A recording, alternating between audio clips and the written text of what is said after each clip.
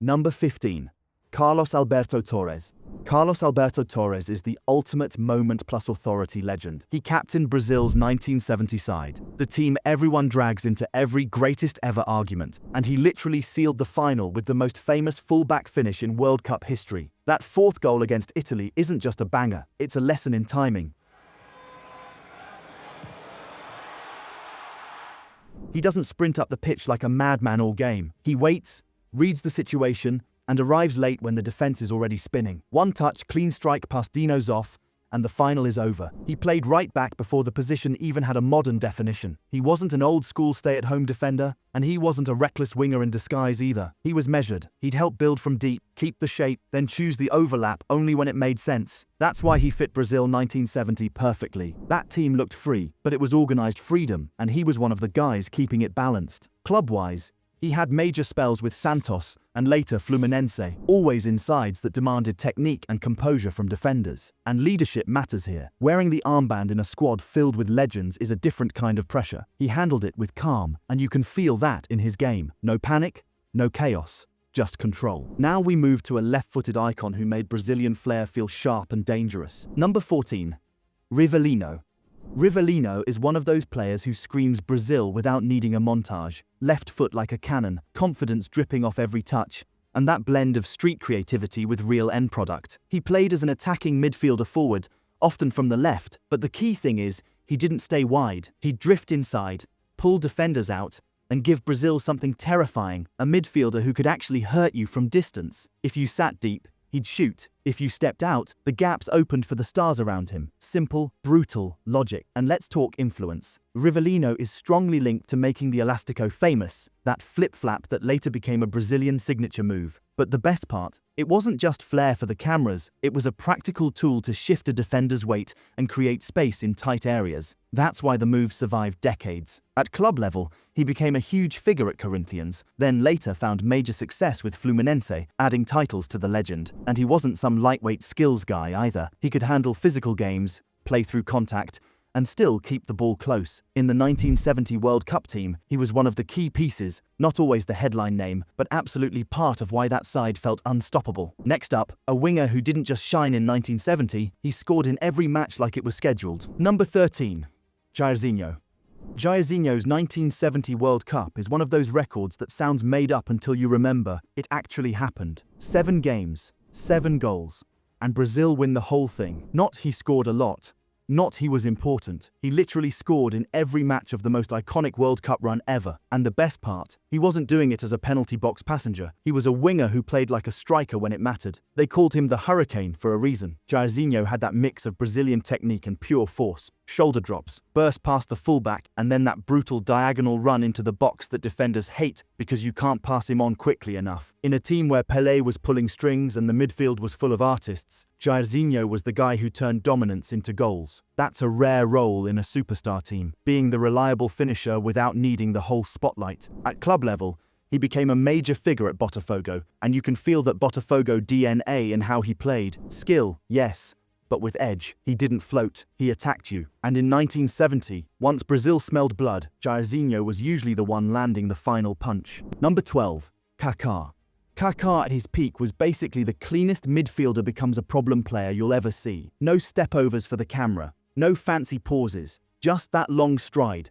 The ball stuck to his foot, and defenders instantly backing off because they know what's coming. He wasn't a stationary number 10. He was a vertical runner who turned transitions into goal chances in 2 seconds. His signature season is 2006 to 2007 with AC Milan. He finishes as the Champions League top scorer with 10 goals, drags Milan to the trophy, and then wins the Ballon d'Or in 2007. That's not just a nice personal year, that's a best player in the world statement. He also ended his Brazil career with 92 caps and 29 goals, which is serious output for a midfielder known more for elegance and timing than volume shooting. Then there are those Champions League nights where he'd receive the ball near halfway, turn once, and suddenly the entire defense is sprinting backwards. The 2007 semi-final against Manchester United is still the perfect case study. Acceleration, composure, end product, no wasted movement. Kaká isn't higher because injuries and timing cut his prime short, but when he was at full power, he was the midfielder who made top-level football look easy. Number 11.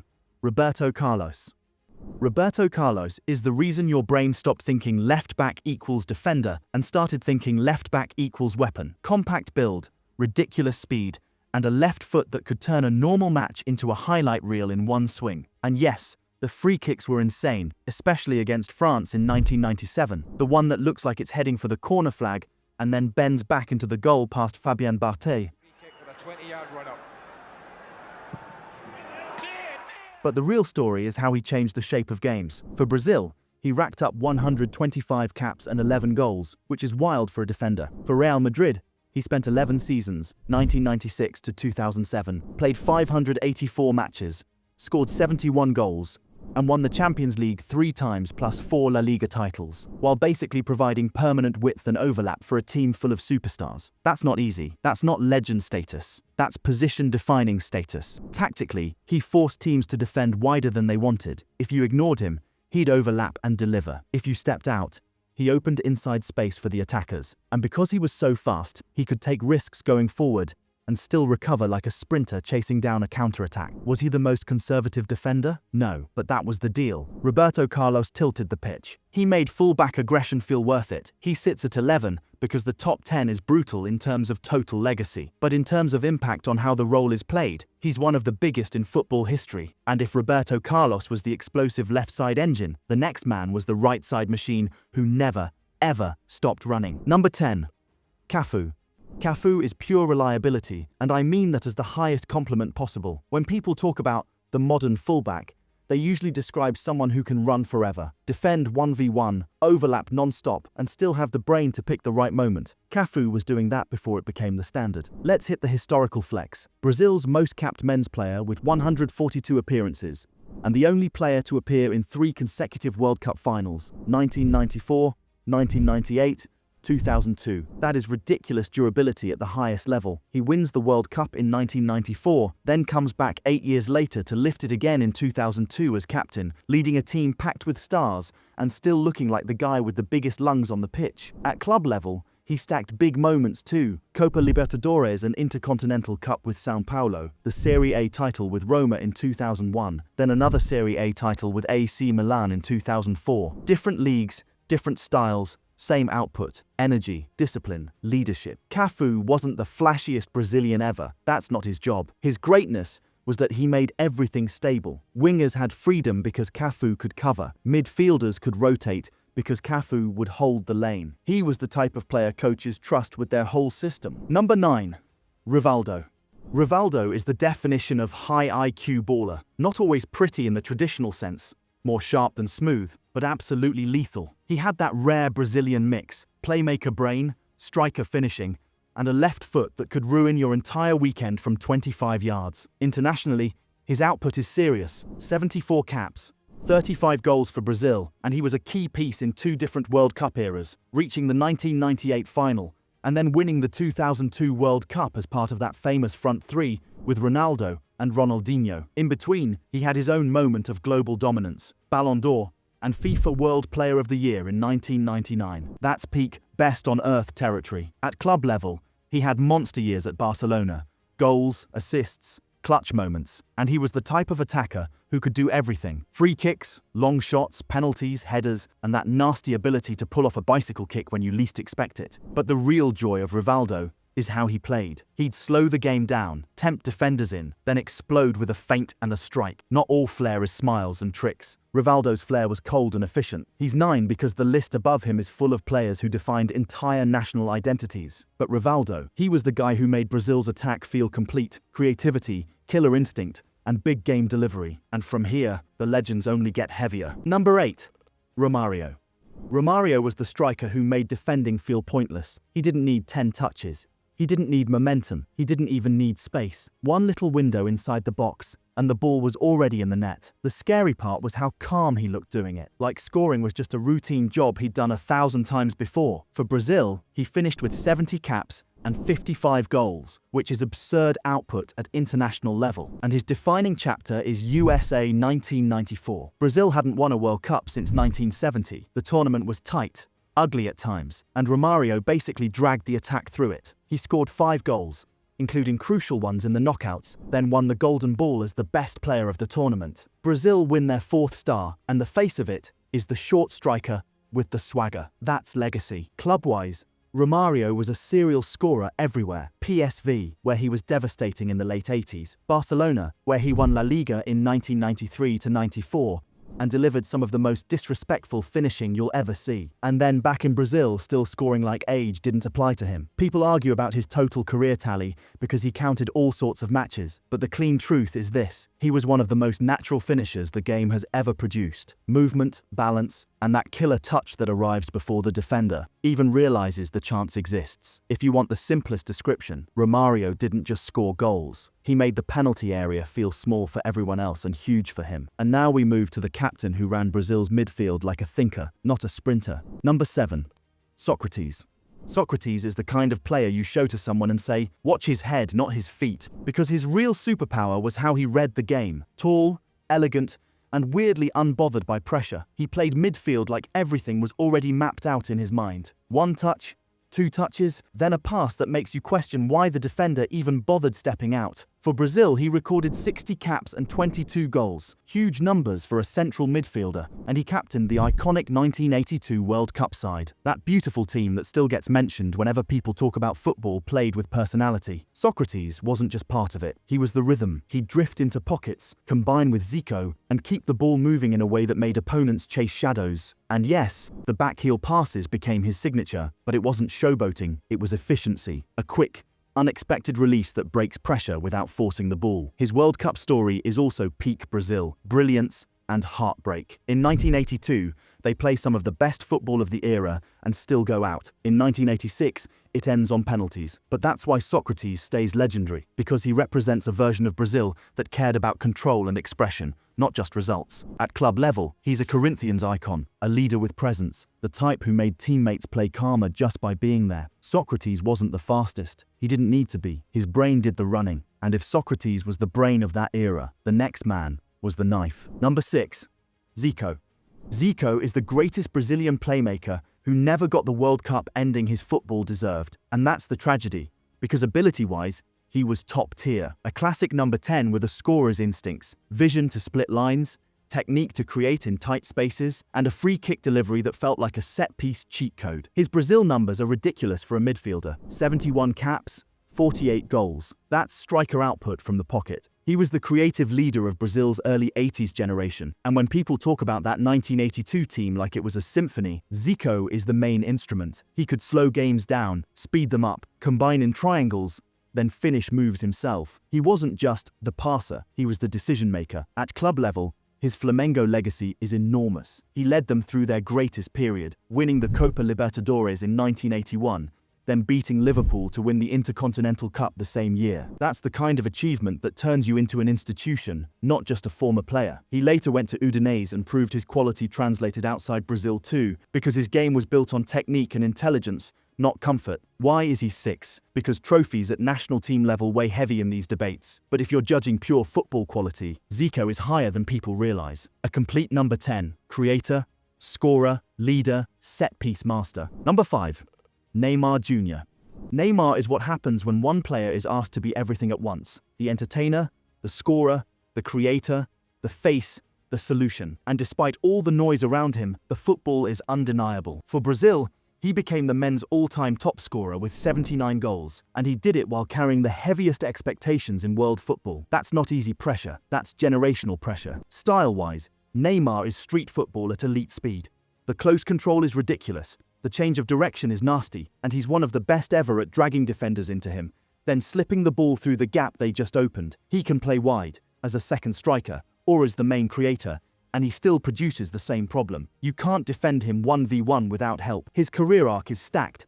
Breakout star at Santos, Copa Libertadores winner in 2011, then Barcelona where he formed that famous trio and won the Champions League in 2014-15, then the world record move to PSG, where he was central to their run to the 2020 Champions League final. Even with injuries interrupting stretches, the peak level was always there. Big nights, big goals, big moments. Internationally, He's been Brazil's reference point for over a decade. The player opponents build entire game plans around. Love him or not, he's the modern symbol of Brazilian attacking talent. And the next guy is the superstar who made football feel like pure fun again. Number 4, Ronaldinho.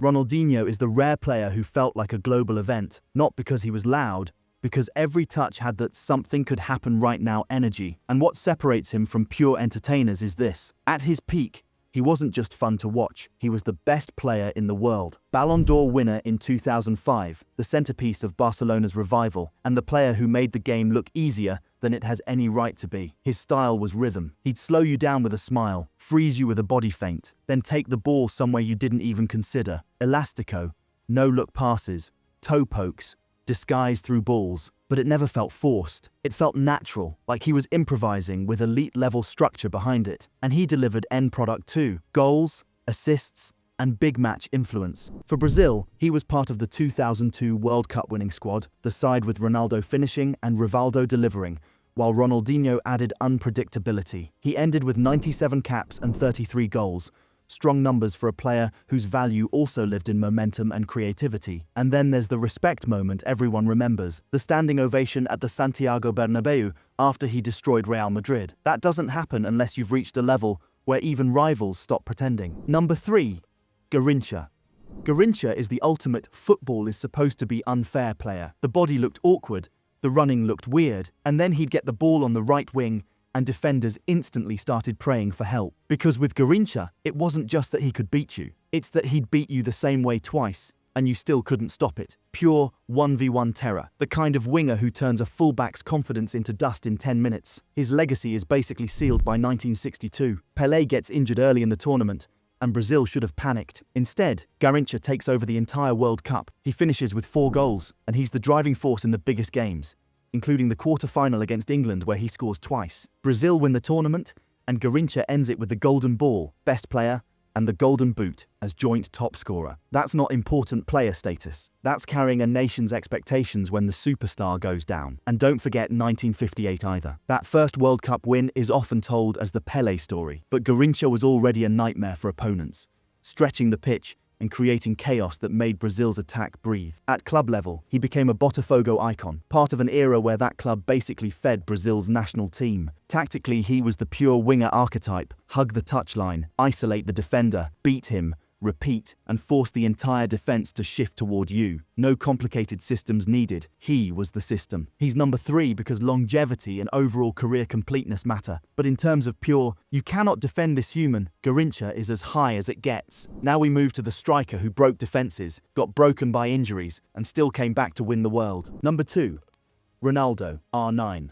Ronaldo Nazário is the most terrifying striker profile football ever produced. He had winger speed, street football dribbling, striker finishing, and that ridiculous body control where he could change direction at full pace like he was on ice skates, smooth and lethal. When Ronaldo got the ball facing goal, defenders didn't contain him. They backed off and hoped he made a mistake. He usually didn't. His career has the full arc: explosion, injury, redemption. Early on, he wins the Ballon d'Or in 1997, becomes the superstar at Inter, wins the UEFA Cup in 1998, and looks like the future of football. Then the knee injuries hit, the kind of setbacks that end careers. And here's the part that still feels unreal. He comes back, adapts, and delivers the ultimate international comeback story. 2002 World Cup. Ronaldo scores 8 goals, wins the Golden Boot, and scores both goals in the final against Germany. That's not just a good tournament, that's a whole legacy moment. He ends his Brazil career with 98 caps and 62 goals, and for years that stood as the national record. And club-wise, he still adds big chapters. Real Madrid, La Liga 2002 to 2003, more iconic goals, more proof that even after losing some explosiveness, he was still a nightmare because his finishing and movement were elite. He's number 2 because in pure forward impact, he's almost impossible to top. But number 1 isn't about being the most terrifying for a few years. It's about being the sport's ultimate standard. And now, the top spot, the name that sits at the front of football history. Number 1, Pelé.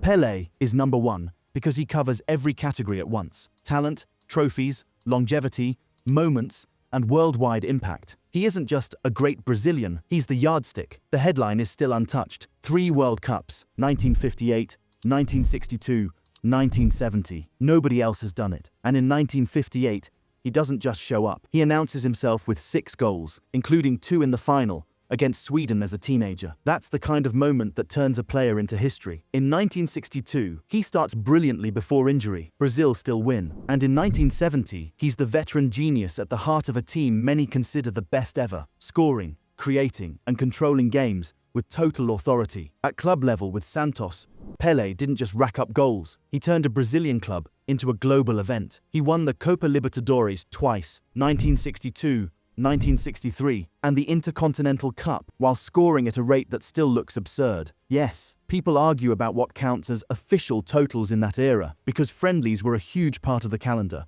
But what's not arguable is dominance. Pelé scored relentlessly for years and decided matches on the biggest stages. Style-wise, he wasn't a one-role player. He could finish with both feet, dominate in the air, drop deep to create, combine like a playmaker, and still dribble past defenders in tight spaces. Complete forward before complete forward became a phrase. That's why he's number 1. Because when you stack the moments, the titles, and the sheer scale of his career, Pelé isn't just top of Brazil, he's one of the pillars football is built on. And that's the list. Now here's the real question. Which name would you move up? And who did you expect to see higher? Because every era hits fans differently, and that debate is half the fun. If you enjoyed this breakdown and you want more football stories told this way, smart, honest, and grounded in real football moments, one of the videos on your screen is exactly for you. Go ahead, click it. See you very soon.